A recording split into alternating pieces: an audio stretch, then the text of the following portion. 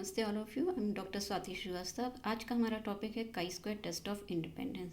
आज का topic start करने के पहले हम लोग रिकॉल करेंगे अपने प्रीवियस टॉपिक को। प्रीवियस वीडियो में हम लोग ने देखा था गुडनेस ऑफ फिट टेस्ट क्या होता है। गुडनेस ऑफ फिट टेस्ट में हम लोग ने देखा था कि हमारे पास एक वेरिएबल था जिसकी की कैटेगरीज थी और वो वेरिएबल एक सिंगल पॉपुलेशन से लिया गया था।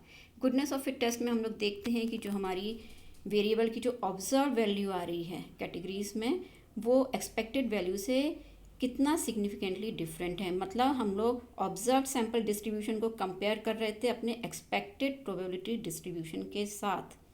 एक्सपेक्टेड फ्रीक्वेंसी कम से कम 5 होनी चाहिए। मींस जो हमारा वेरिएबल था जिसकी कैटेगरीज थी, प्रत्येक कैटेगरी में एक्सपेक्टेड फ्रीक्वेंसी कम से कम 5 होनी चाहिए। नल हाइपोथेसिस जो हम लोग ने बनाई थी वो नो डिफरेंस हाइपोथेसिस बनी थी। मींस एक्सपेक्टेड फ्रीक्वेंसी और ऑब्जर्व वैल्यू में कोई अंतर नहीं पाया जाएगा। डिग्री ऑफ फ्रीडम हम लोग ने निकाला था D F equal to k-1, जहाँ k था कितने लेवल्स हैं। जो हमारा एक वेरिएबल है जिसके कैटेगरीज हैं उस कितने कैटेगरीज हैं या कितने लेवल्स हैं। तो आइए अब हम आते हैं आज के टॉपिक पर जो है chi square test of independence. जैसा कि आप देख रहे हैं लिखा है two way table. Two way table मतलब कि जो हमारा जो chi square test of independence है हम लोग कब यूज़ करते हैं, जब हमारे पास दो वेरिएबल हों और दोनों ही कैसे हों, जिनके कैटेगरीज हों, मीन्स लेवल्स हों। और इसका इस्तेमाल हम लोग करते हैं ये देखने के लिए कि ये जो दो हमारे वेरिएबल्स हैं उनमें आपस में कोई संबंध है कि नहीं है, कोई रिलेशन है कि नहीं है। इम्पॉर्टेंट बात यह है कि जो हमारे दो वेरिएबल्स हैं उनकी कैटेगरीज हैं। हमें ये देखना होता है कि जो एक वेरिएबल है उसकी फ्रीक्वेंसी दूसरे वेरिएबल के साथ रिलेटेड है कि नहीं है। मतलब फ्रीक्वेंसी को हम लोग कंपेयर करते हैं। इसका इस्तेमाल कब करते हैं टेस्ट ऑफ इंडिपेंडेंस का, जब हमारा जो सैंपल है वो कैसे हमने लिया है, सिंपल रैंडम सैम्पलिंग मेथड से हमने सैंपल लिया है। वेरिएबल्स कैसे हैं हमारे, कैटेगरिकल, दो वेरिएबल्स हैं दोनों की ही कैटेगरीज हैं। एक्सपेक्टेड फ्रीक्वेंसी कभी भी 5 से कम नहीं होना चाहिए। ईच सेल कहाँ से आया, हमारे पास दो वेरिएबल हैं, उनको हम लोग रोज एंड कॉलम में डिवाइड करेंगे तो प्रत्येक सेल में फ्रीक्वेंसी एक्सपेक्टेड फ्रीक्वेंसी 5 से कम नहीं होना चाहिए। अब हम लोग देखते हैं स्टेप्स। सबसे पहला स्टेप जो होता है वो है स्टेटिंग द हाइपोथेसिस, परिकल्पना का निर्माण। परिकल्पना का निर्माण हम लोग नल हाइपोथेसिस बनाएंगे, ऑल्टरनेट हाइपोथेसिस। तो टेस्ट ऑफ इंडिपेंडेंस में जो हमारी नल हाइपोथेसिस है वो कैसे बनेगी, क्योंकि हम लोग रिलेशन देख रहे हैं दो वेरिएबल्स के बीच, तो इसकी नल हाइपोथेसिस बनेगी कि दो चरों के बीच कोई संबंध नहीं पाया जाएगा। मतलब there is no relation between the two variables. तो जब हम लोग ने नल हाइपोथेसिस बनाई है, हम लोग हाइपोथेसिस जब भी बनाते हैं हम लोग टेस्टिंग करते हैं, तो नल हाइपोथेसिस बनाई है तो एक ऑल्टरनेट हाइपोथेसिस भी हम लोग को बनानी होती है। तो यदि नल हाइपोथेसिस में था नो रिलेशन तो ऑल्टरनेट हाइपोथेसिस में रहेगा there is an association, means relation between the two variables. Formula क्या लगता है काई स्क्वायर का, ये सिंबल है, समेशन है, observe frequency minus expected frequency का स्क्वायर अपॉन एफ ई का sum. Degree of freedom test of independence में कैसे निकलती है, क्योंकि हमारे पास दो वेरिएबल हैं और दोनों की कैटेगरीज हैं तो हमें रो भी मिलेगी कॉलम भी मिलेंगे। तो डिग्री ऑफ फ्रीडम होती है रो -1 इंटू कॉलम -1।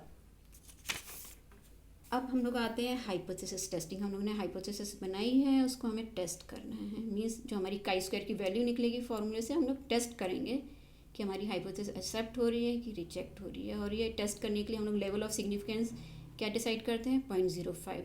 तो 0.05 लेवल ऑफ सिग्निफिकेंस और डिग्री ऑफ फ्रीडम के आधार पर हमारी जो वैल्यू है उसका टेस्टिंग किया जाता है। अब यदि हमारी ऑब्जर्व वैल्यू क्रिटिकल वैल्यू जो एक टेबल वैल्यू दी है एक पर्टिकुलर डिग्री ऑफ फ्रीडम पर 0.05 लेवल पर जो टेबल वैल्यू है, यदि हमारी ऑब्जर्व वैल्यू उससे ज़्यादा है तो हमारी नल हाइपोथेसिस रिजेक्ट हो जाएगी। मतलब हमने कहा था नो डिफरेंस, लेकिन ज़्यादा का मतलब है डिफरेंस पाया गया तो हमारी नल हाइपोथेसिस रिजेक्ट हो जाएगी। लेकिन यदि critical value table value calculate value से कम है तो नल हाइपोथेसिस एक्सेप्ट हो जाएगी।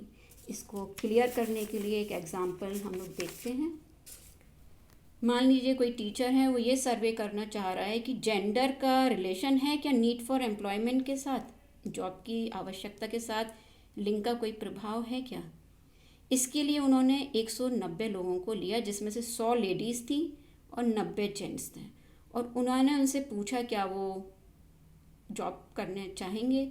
तो उन्हें आंसर कैसे लिए, येस नो नॉट डिसाइडेड। क्या था, 2 वेरिएबल है हमारे पास, एक जेंडर, दूसरा नीड फॉर एम्प्लॉयमेंट।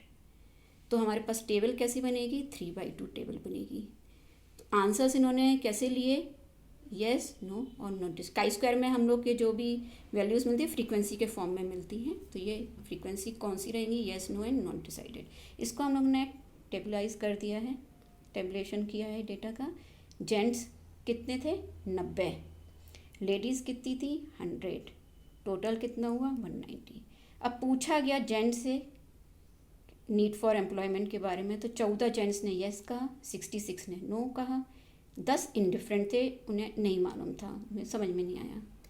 उसी प्रकार 100 लेडीज़ में से 27 ने येस कहा, 66 ने नो कहा और 7 इंडिफरेंट थी। तो हम लोग देखिए, अब 2 वेरिएबल थे, जेंडर और नीड फॉर एम्प्लॉयमेंट। तो नीड फॉर एम्प्लॉयमेंट के 3 कैटेगरीज हैं और जेंडर के 2। तो ये कैसी टेबल बन गई, 2/3। इसमें रोज भी हैं, रो कौन सी हैं, जेंट्स वाली रो, लेडीज़ वाली रो, हॉरिजॉन्टल। कॉलम्स कौन से हैं, yes column, no column, indifferent column. तो हमारे पास 6 सेल हमको मिल गए, 1 2 3 4 5 6, 3 सेल जेंट्स के और 3 सेल लेडीज़ के। अब ये तो जो हमारी ऑब्जर्व वैल्यूज़ हैं, मीन्स ऑब्जर्व फ्रीक्वेंसी मिली हमको ये।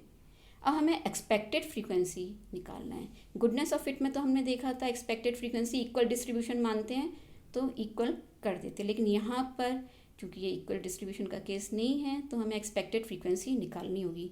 कैसे निकलती है, summation of column into summation of row upon N. N क्या है हमारा, 190। समेशन ऑफ कॉलम मतलब हमें प्रत्येक सेल के लिए एक्सपेक्टेड फ्रीक्वेंसी निकालनी है। हमारे पास 6 सेल हैं, 1 2 3, 3 जेंट्स के 3 लेडीज़ के, 1 2 3, 6 सेल हैं। तो प्रत्येक सेल के लिए एक्सपेक्टेड फ्रीक्वेंसी निकालनी है। तो प्रत्येक सेल के लिए उस सेल का जो कॉलम है उसका टोटल, उस सेल की रो का टोटल अपॉन टोटल नंबर कितना है, मतलब हमारे यहाँ कितना है, यहाँ पे 190। जैसे एग्जांपल इसकी एक्सपेक्टेड फ्रीक्वेंसी निकालना है तो इस जेंट्स का येस का कॉलम कौन सा है, ये, उसका टोटल कितना है, 41। रो कौन सी है, ये, इसका टोटल कितना है, 90। टोटल कितना है, 190। तो इस प्रकार प्रत्येक सेल के लिए हमें देखना है। यहाँ पर कैलकुलेट करके दिखाया गया है। सेल 1 के लिए कॉलम का टोटल, उस रो का टोटल अपॉन पूरा टोटल रिस्पांस, प्रत्येक सेल के लिए आप देख रहे हैं इस प्रकार से किया गया है। फर्स्ट 3 सेल्स जेंट्स के हैं और 4th 5th और 6th सेल जो हैं वो लेडीज़ के। तो इस प्रकार हमें एक्सपेक्टेड फ्रीक्वेंसी मिल गई। अब हम लोग आ जाते हैं सॉल्यूशन के ऊपर। इसको प्रॉपर टेबुलेशन किया गया है। ऑब्जर्व फ्रीक्वेंसी हमारे पास थी, जो उन्होंने रिस्पांस दिए येस नो इंडिफरेंट, टोटल हम लोगों ने कर लिया था। फिर उसके बाद हम लोगों ने क्या किया, एक्सपेक्टेड फ्रीक्वेंसी निकाली फॉर्मूले से, जो अभी आपको बताया, कॉलम का टोटल इंटू रो का टोटल अपॉन टोटल। तो इस प्रकार से ये एक्सपेक्टेड फ्रीक्वेंसी हमें मिली। येस की जेंट्स में इतनी एक्सपेक्टेड फ्रीक्वेंसी है, नो में एक्सपेक्टेड फ्रीक्वेंसी इतनी मिली, इंडिफरेंट में इतनी मिली। नेक्स्ट स्टेप क्या था, F O minus F E. 14 में से 19.42 माइनस किए, मीन्स डिफरेंस देख रहे हैं तो 5.42। 66 में से किए तो 3.48। 66 में से ये 62.52 है, जो आपको दिख रहा है ये 62.52 है, 62.52 एक्सपेक्टेड फ्रीक्वेंसी। तो 66 में से 62.52 माइनस किए 3.48। इस तरह से 10 में से 3.05 माइनस किए, सॉरी 8.05 है ये, तो कितना मिला 1.95। इस प्रकार से हमने प्रत्येक सेल का माइनस कर लिया एफ ओ में से एफ ई। अब नेक्स्ट स्टेप क्या था, F O minus F E का स्क्वायर अपॉन एफ ई। तो ये वैल्यूज हमें मिलेंगी जो आप कैलकुलेट करेंगे। तो इनका स्क्वायर किए 5.42, 3.48, 1.95, इन सब का पहले स्क्वायर कर लिए, फिर डिवाइड किया एक्सपेक्टेड फ्रीक्वेंसी के साथ, तो ये वैल्यूज़ हमें मिली। प्रत्येक सेल में हम लोग ये वैल्यूज़ निकालेंगे। अब यहाँ पे काई स्क्वायर वैल्यू निकलती कैसे है, ये जो हमने स्क्वायर वैल्यू की है, प्रत्येक सेल की जो स्क्वायर वैल्यू है जिसको एक्सपेक्टेड फ्रीक्वेंसी के साथ डिवाइड किए, उनको हम लोग लिखते हैं। 1.51 प्लस 0.20 0.47 प्लस 1.30 प्लस 0.18 प्लस 0.49।